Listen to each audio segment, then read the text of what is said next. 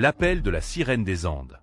En ce moment, quelque part au cœur de l'Amérique du Sud, il existe un endroit où les femmes possèdent une beauté si frappante qu'elle arrête les voyageurs en pleine rue pavée. Des yeux sombres qui reflètent la profondeur du lac Titicaca, des pommettes sculptées par la génétique de la haute altitude, et une présence qui impose le respect sans le demander. Mais voici ce que personne ne vous dit à propos de la Bolivie et de ses femmes fascinantes. Leur beauté n'est que la porte d'entrée pour comprendre un pays si contradictoire, si impossible, qu'il ne devrait même pas exister. Et à la fin de ce voyage, vous comprendrez pourquoi cette nation sans accès à la mer détient des secrets qui changeront votre façon de voir le monde. La géographie qui défie la logique. La Bolivie se situe au centre de l'Amérique du Sud comme un cœur qui bat, touchant 5 pays. Le Brésil au nord et à l'est, le Paraguay au sud-est, l'Argentine au sud, le Chili au sud-ouest et le Pérou à l'ouest. Mais la qualifier simplement de « sans accès à la mer » rate complètement l'essentiel. C'est un pays qui avait autrefois un accès à l'océan jusqu'à ce que la guerre du Pacifique le lui arrache en 1884, et les Boliviens maintiennent toujours une marine, célèbrent toujours un jour de la mer, rêvent toujours de vagues qu'ils ne peuvent pas toucher. La contradiction est plus profonde que vous ne l'imaginez. La Bolivie contient 2 mondes complètement différents à l'intérieur de ses frontières. Les hautes terres occidentales, l'altiplano, se trouvent à des altitudes époustouflantes où l'air est si mince que vos poumons brûlent à chaque respiration. La Paz, la capitale administrative, est perchée à 3640 mètres au-dessus du niveau de la mer, ce qui en fait la capitale la plus haute de la Terre. Montez un escalier ici et votre cœur battra comme un tambour de guerre. Mais attendez, car les plaines orientales racontent une histoire complètement différente. Descendez des montagnes et vous entrez dans un paradis tropical. Des forêts tropicales luxuriantes, des plaines infinies, des températures qui vous font oublier que la glace a jamais existé. Un pays, 2 planètes. La contradiction écrite dans la pierre et le ciel. Le salar de Uyuni exige votre attention maintenant. Imaginez ceci, la plus grande étendue de celle du monde, s'étendant sur 10 582 km² de motifs hexagonaux d'un blanc aveuglant qui font mal aux yeux. Lorsque la saison des pluies arrive, une fine couche d'eau le transforme en le plus grand miroir de la Terre. Le ciel s'y reflète si parfaitement que les visiteurs rapportent avoir perdu tout sens du haut et du bas, flottant dans un espace infini. Des photographes voyagent de tous les continents pour capturer ce phénomène. Mais les photos ne parviennent pas à transmettre la désorientation, cette beauté qui frise l'hallucination.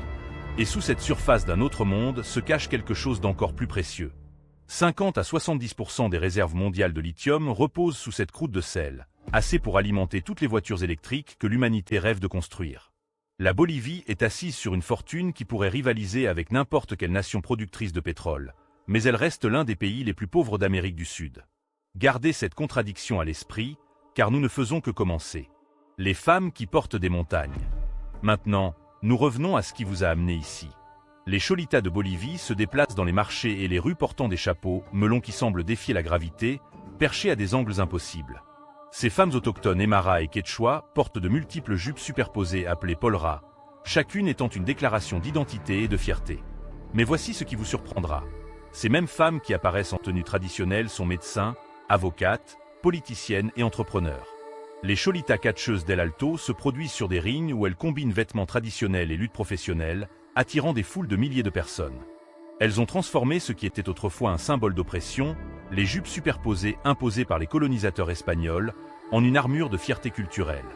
La beauté que vous remarquez d'abord est portée avec une force qui pourrait déplacer des montagnes, et de bien des façons, elle fait exactement cela. Ces femmes dirigent des entreprises, soutiennent des familles et refaçonnent une nation pendant que le monde les réduit à des photographies exotiques. La capitale qui ne devrait pas exister. La Paz s'étend sur un canyon creusé par la rivière Choqueyapu, les bâtiments s'accrochant à des pentes abruptes au mépris de la gravité et de la raison. Des quartiers riches au fond de la vallée, au vaste district autochtone d'El Alto au-dessus, la ville monte sur plus de 1000 mètres verticaux. Les riches vivent en bas où l'oxygène est plus facile à respirer. Les pauvres vivent en haut où l'air est rare mais les vues sont infinies. Un système de téléphérique, le Mi Teleférico, relie désormais les élévations de la ville avec des lignes qui s'étirent dans le ciel. C'est le plus long réseau urbain de téléphériques au monde, et le prendre donne l'impression de flotter à travers des contradictions rendues visibles. Des bâtiments de verre et d'acier côtoient des marchés vendant des fœtus de lamas séchés pour des bénédictions de construction. Des femmes en tenue traditionnelle envoient des SMS sur des smartphones tout en remuant des pots de nourriture de rue. Et en parlant de nourriture, attendez de comprendre ce que les Boliviens considèrent comme une cuisine normale. La nourriture qui défie tout ce que vous savez. Laissez-moi d'abord vous parler des saltenas, car elles redéfiniront ce que vous pensez qu'un chausson salé peut être. Ces empanadas cuites au four éclatent de farces juteuses, de viande et de légumes nageant dans un bouillon légèrement sucré, légèrement épicé, le tout contenu dans une pâte qui tient miraculeusement jusqu'au moment où vous mordez. Les Boliviens les mangent uniquement au petit déjeuner, et en manger une sans se renverser nécessite une technique que les locaux apprennent jeunes. Mais le véritable test de votre esprit aventureux vient avec le cuit, du cochon d'Inde rôti entier et servi croustillant. Avant de reculer, comprenez que cette source de protéines a soutenu les civilisations andines pendant des millénaires. Et puis il y a l'API, une boisson chaude de maïs violet servie avec des pâtisseries, une nourriture de Russie appréciée que les vendeurs la proposent à chaque coin de rue dans les Hautes-Terres. Les Basses-Terres offrent une cuisine complètement différente. À Santa Cruz, vous trouverez des empanadas de queso et du majadito, des plats de riz influencés par la proximité du Brésil.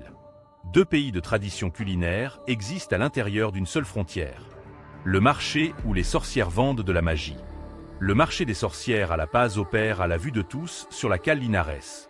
Promenez-vous et vous trouverez des tables couvertes de grenouilles séchées, de plumes de condor, de carapaces de tatou et de ces fœtus de lama que j'ai mentionnés plus tôt. Ce ne sont pas des bibelots touristiques, mais des outils de pratique spirituelle vivante. Lorsque les Boliviens construisent des bâtiments, ils enterrent des fœtus de lama dans les fondations en guise d'offrande à la Pachamama, la terre-mère. Les Yatiri, guérisseurs traditionnels qui sont souvent des femmes, vendent des remèdes et effectuent des rituels combinant les croyances précolombiennes avec des éléments catholiques. Vous pouvez demander une bénédiction pour la santé, l'amour ou la réussite commerciale. Les herbes, les potions et les cérémonies vendues ici se connectent directement à des systèmes de croyances qui sont antérieurs à la conquête espagnole de milliers d'années. Et pendant que nous discutons de ce qui est venu avant, vous devez connaître Tiwanaku, les ruines qui réécrivent l'histoire.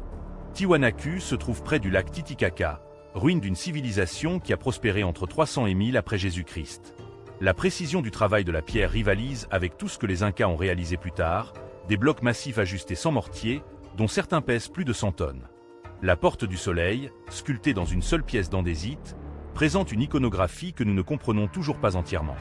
Cet empire s'étendait sur la Bolivie, le Pérou et le Chili d'aujourd'hui, contrôlant les routes commerciales et développant des innovations agricoles qui nourrissaient des centaines de milliers de personnes. Puis il s'est effondré, peut-être à cause de la sécheresse, laissant derrière lui une architecture que les ingénieurs modernes ont du mal à expliquer. Comment ont-ils déplacé des pierres pesant des dizaines de tonnes à travers les montagnes avant que la roue n'atteigne l'Amérique du Sud? Comment ont-ils réalisé des alignements astronomiques si précis qu'ils rivalisent avec les calculs modernes? Les questions se multiplient plus vite que les réponses, et debout au milieu de ces ruines, vous sentez le temps se compresser et se dilater simultanément. Le lac qui donne naissance aux légendes. Le lac Titicaca s'étend sur 8372 km², partagé entre la Bolivie et le Pérou, perché à 3812 mètres d'altitude. C'est le lac navigable le plus haut de la Terre, et ses eaux recèlent des secrets qui refont surface lentement. Le lac reste relativement chaud malgré l'altitude, chauffé par l'activité géothermique sous-jacente. Les communautés autochtones vivent sur des îles flottantes faites entièrement de roseaux de totora, des structures qu'elles reconstruisent constamment à mesure que les roseaux pourrissent et que de nouvelles couches sont ajoutées. Le peuple Huros vit ainsi depuis des siècles, leur monde entier se balançant avec les vagues. Mais descendez sous la surface et l'archéologie devient étrange. En 2000, des plongeurs ont découvert des ruines précolombiennes sous l'eau, des terrasses et des murs de pierre suggérant que le niveau du lac était autrefois beaucoup plus bas. Les théories vont des anciens sites cérémoniels aux villes perdues. La marine bolivienne patrouille dans ces eaux, s'entraînant pour un océan qu'elle n'atteindra peut-être jamais, s'exerçant sur un lac qui recèle plus de mystères que la plupart des mers. La dure réalité à laquelle personne ne s'attend. Nous arrivons maintenant aux dures vérités qui définissent la Bolivie moderne, les réalités choquantes qui font de ce pays une étude de contraste. Bien qu'elle possède d'énormes ressources naturelles, lithium, gaz naturel, minéraux, la Bolivie reste l'un des pays les plus pauvres d'Amérique du Sud. Le salaire mensuel moyen oscille autour de 350 à 4 cents dollars ou 320 à 370 euros. L'instabilité politique a marqué une grande partie de son histoire depuis son indépendance en 1825. Le pays a connu plus de 190 coups d'État et contre-coups d'État, plus que toute autre nation. Evo Morales est devenu le premier président indigène de Bolivie en 2006, servant près de 14 ans avant que des circonstances controversées ne mettent fin à son mandat en 2019. La majorité autochtone, environ 60% de la population, a passé des siècles marginalisés sur sa propre terre. Cette réalité est en train de changer, mais lentement, face à une résistance profondément ancrée. Les défis d'infrastructure signifient que les zones rurales manquent souvent d'électricité fiable ou d'eau potable. Le travail des enfants reste visible, de jeunes visages vendant des marchandises dans les rues ou travaillant dans les mines. La contradiction entre l'immense richesse souterraine et la pauvreté au-dessus crée des tensions qui explosent occasionnellement en manifestations et barrages routiers. La Promesse orientale. Santa Cruz représente l'autre visage de la Bolivie. Cette ville orientale de plus de 1,5 million d'habitants vibre de chaleur tropicale et d'énergie économique. Des bâtiments modernes, des centres commerciaux et une ambiance plus jeune et plus cosmopolite contrastent fortement avec le caractère traditionnel de La Paz. Le département de Santa Cruz produit une grande partie de la richesse de la Bolivie grâce à l'agriculture et aux hydrocarbures, créant des tensions politiques avec les régions des hautes terres. L'accent change ici, la nourriture change, même le rythme de vie s'accélère. C'est le moteur économique de la Bolivie, connecté davantage au Brésil économiquement et culturellement qu'à ses propres régions occidentales. La division entre les hautes et les basses terres ressemble parfois à deux pays forcés dans une seule frontière, unifiés par un drapeau mais séparés par l'altitude, la culture et la vision de l'avenir. L'aventure qui vous appelle. La route de la mort, officiellement la route des Yingas du Nord, a gagné son surnom terrifiant au fil des décennies de véhicules plongeant des falaises dans des vallées enveloppées de brouillard à des centaines de mètres en contrebas. L'étroit chemin de terre s'accroche aux parois des montagnes. Des croix marquant l'endroit où des voyageurs sont morts apparaissent tous les quelques kilomètres. Aujourd'hui, la plupart du trafic utilise une autoroute plus récente et plus sûre, laissant la route de la mort aux vététistes en quête d'adrénaline. La descente de 64 km de la Quimbre à Coroaco chute de 3500 mètres à travers plusieurs zones climatiques, des cols de montagnes glaciales à la forêt tropicale subtropicale. Les voyagistes font descendre des dizaines de vélos quotidiennement. Et oui, des accidents se produisent encore. Mais les vues, lorsque vous osez regarder, mettent en évidence la géographie spectaculaire de la Bolivie sous une forme concentrée. Le festival qui arrête le temps. Le carnaval d'Oruro, organisé chaque année avant le carême, transforme la ville minière en une explosion de danse, de musique et de dévotion. Plus de 50 groupes de danse, certains avec des milliers de participants, défilent pendant 20 heures d'affilée dans des rues bordées de centaines de milliers de spectateurs. La Diablada, danse des diables, présente des costumes élaborés coûtant des milliers de dollars ou d'euros, des masques de diable avec des yeux et des cornes ornées de bijoux, assez lourds pour fatiguer les coups et les dos.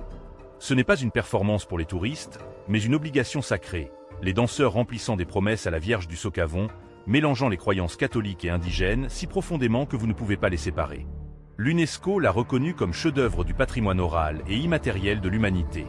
La préparation consomme des mois, des revenus familiaux entiers, mais les participants décrivent des expériences spirituelles qui transcendent la souffrance physique. La musique, très axée sur les cuivres et les percussions, vous martèle la poitrine et y reste. L'invitation à aller de l'avant. La Bolivie défie toute explication simple, refuse toute catégorie facile. Un pays avec une marine et sans océan. Des ressources immenses et une pauvreté persistante. Une sagesse ancienne et des luttes modernes. Des paysages qui appartiennent à d'autres planètes et des gens dont la beauté reflète leur force. Les femmes qui ont d'abord capturé votre attention représentent tout ce qui concerne cet endroit.